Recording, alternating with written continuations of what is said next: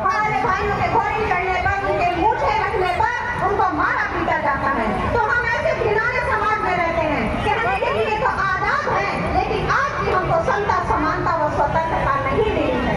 साथियों, जो लोग हमारे बाबा साहब से नफरत करते हैं, जो संविधान से नफरत करते हैं, हमारा संघर्ष उनसे है।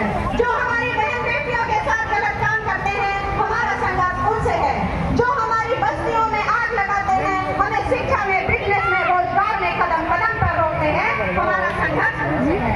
साथियों, जो संविधान की देन है या संविधान के साथ लोग किस तरह का छेड़छाड़ कर रहे हैं, मैं कुछ पंक्तियों के माध्यम से नजर डालूंगी कि तन के उजले मन के काले बहक गया इंसान है।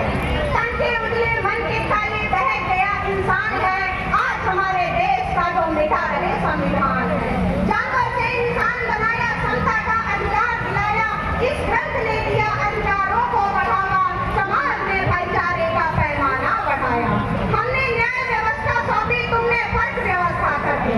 देश के दलालों ने खाली खाली है, गंगा भी मैली कर डाली है। संविधान कोई फर्क न करता, सबको यहाँ न्याय दिलाता, रक्षक जब भक्षक बन जाता, गुंडों के घर न्याय सो जाता। मेरा वह चोटिल वत्सल विकसित समाज है, गुंडों को मिलती ताली है, महापुरुषों को मिलती गाली है। सराफत का जो चोला पहने, वतन के साथ कफन बेच डाले, कायरों के घर बाकी है, अपने समाज में ही क्यों उदासी है। मैं जिंदा हूँ, कभी मरूंगा नहीं, मैं हूँ देश का नागरिक, मैं हूँ देश का संविधान, हर घर से बोल रहा, इस देश से बोल रहा। देश की आन बान शान है संविधान, देश के भीम का है संविधान, देश के भीम का है संविधान। साथियों, जो मनुवादी विचारधारा है, वो आज भी ये सोचती है कि बाबा साहब के संविधान को मिटाया जाए। तो उनको हम बताना चाहते हैं कि देश चलेगा तो सिर्फ और सिर्फ संविधान से।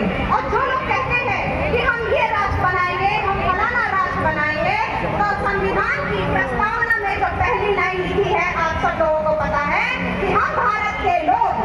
तो इस लाइन से ही आपको समझ जाना चाहिए कि हम भारत में रहते हैं। इससे पहले हम किसी भी जाति, धर्म व मजहब के क्यों ना हो, वो हम घर के अंदर हैं, लेकिन घर के बाहर जब निकलते हैं तो हम सिर्फ और सिर्फ भारतीय हैं, भारत में रहते हैं, चाहे वह किसी भी जाति, धर्म व मजहब का व्यक्ति क्यों ना हो। और बाबा साहब की विचारधारा को यदि किसी ने सही में माना है, जाना है, समझा है, तो श्री मानवता श्रीराम साहब ने उन्होंने इस कारवा को आगे बढ़ाया और बहुजन समाज को एकजुट, एक साथ लाके आगे खड़ा कर दिया।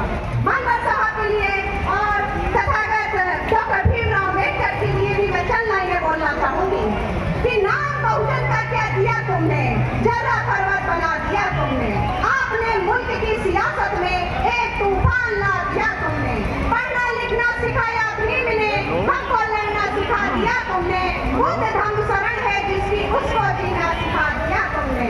आपका ये कमाल क्या कम है, पत्थरों को उठा दिया तुमने, महान देश भारत के रतन हो, सबको जीना सिखा दिया तुमने। संविधान देश का रचाया भीम ने, सारे जग को जीना सिखा दिया तुमने, सारे जग को जीना सिखा दिया तुमने। साथियों, अब मैं अपनी वाणी को विराम देना चाहूंगी। और साथियों, बाबा साहब को पूजने से ज्यादा उनके विचारों पर चलना है, उनकी विचारधारा को अपने परिवार में, अपने समाज में, अपने गाँव में, गलियों में, मोहल्लों में, घर घर तक पहुँचाना है। बाबा साहब ने कहा था, हम युगों युगों तक जिंदा रहेंगे अगर हमारा संविधान सुरक्षित रहेगा।